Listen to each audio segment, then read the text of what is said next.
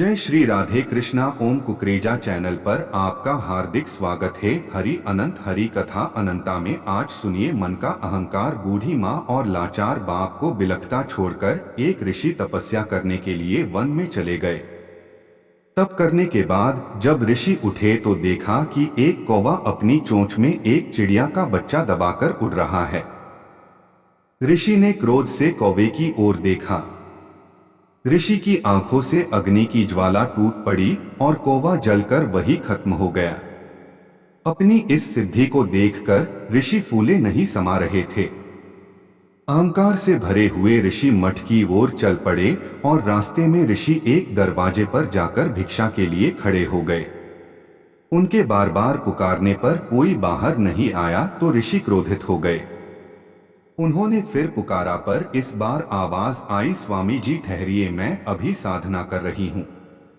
जब साधना पूरी हो जाएगी तब मैं आपको भिक्षा दूंगी।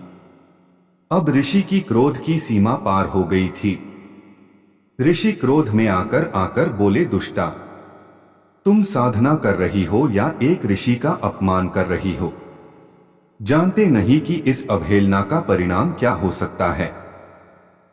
भीतर से उतर आया, मैं जानती हूँ आप शाप देना चाहेंगे, किंतु मैं कोई कौवा नहीं जो आपके प्रकोप से जलकर नष्ट हो जाऊंगी।